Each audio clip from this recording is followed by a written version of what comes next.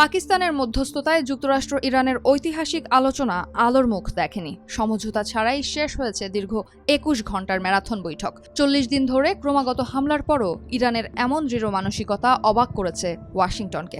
ক্ষুব্ধ হয়ে হরমুজ প্রণালীতে অবরোধের হুঁশিয়ারি দিয়েছেন মার্কিন প্রেসিডেন্ট ডোনাল্ড ট্রাম্প। জবাবে পাল্টা হুঁশিয়ারি দিয়েছে ইরানও। ট্রাম্পের নৌ অবরোধের হুমকির জবাবে ইরানের সর্বোচ্চ নেতা মোজতবা খামেনির ঊর্ধ্বতন সামরিক উপদেষ্টা ও আইআরজিসির সাবেক সর্বাধিনায়ক মোহসেন রেজাই বলেছেন, হরমুজ প্রণালী খোলার চেষ্টায় ইরানের কাছে যুক্তরাষ্ট্র যেমন এক ঐতিহাসিক পরাজয় বরণ করেছে, তেমনি যে কোনো নৌ অবরোধ প্রচেষ্টাও ব্যর্থ হতে বাধ্য।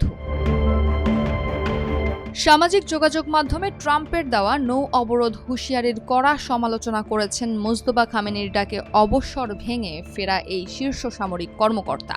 রেজাই বলেছেন, ইরানের সশস্ত্র বাহিনী যুক্তরাষ্ট্রের এমন কোনো পদক্ষেপ বরদাস্ত করবে না। যে কোনো হুমকি মোকাবেলায় ইরানের সামরিক বাহিনীর উল্লেখযোগ্য অব্যবহৃত সক্ষমতা রয়েছে। এছাড়া ইরান এমন কোনো জায়গা নয় যাকে টুইট আর কাল্পনিক অবরোধ পরিকল্পনা দিয়ে আটকে রাখা যায়।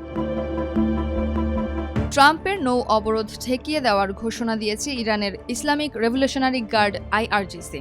সংগঠনটি বলছে, হরমুজ প্রণালীর দিকে এগিয়ে আসার চেষ্টাকারী যে কোনো সামরিক জাহাজের বিরুদ্ধে কঠোর ও চূড়ান্ত ব্যবস্থা নেওয়া হবে। এর আগে ইসলামাবাদ আলোচনায় কোনো চুক্তি না হওয়ায় ইরানকে নৌ অবরোধের হুঁশিয়ারি দেন ট্রাম্প।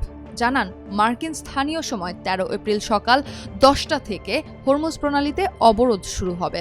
ট্রাম্পের হুঁশিয়ারির পর মার্কিন সেন্ট্রাল কমান্ড সেন্টকমও একই কথা জানিয়েছে।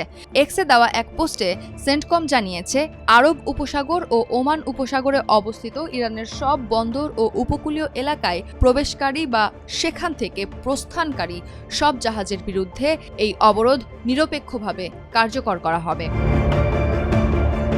সেন্টকম আরও জানিয়েছে, যেসব জাহাজ ইরানের বন্দরে যাতায়াত করে না সেগুলো হরমুজ প্রণালী দিয়ে অবাধে চলাচল করতে পারবে।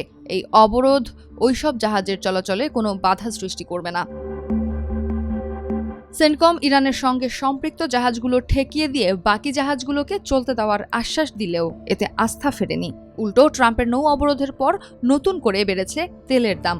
জানিয়ে মজা করতে ছাড়েননি ইরানের স্পিকার মোহাম্মদ বাঘের গালিবাফ। হোয়াইট হাউসের নিকটবর্তী পেট্রোল স্টেশনের দামের একটি মানচিত্র পোস্ট করে তিনি লিখেছেন, পেট্রোলের বর্তমান দাম উপভোগ করুন। কথিত এই অবরোধের কারণে আপনারা আর $4 থেকে $5 পেট্রোল পাবেন না।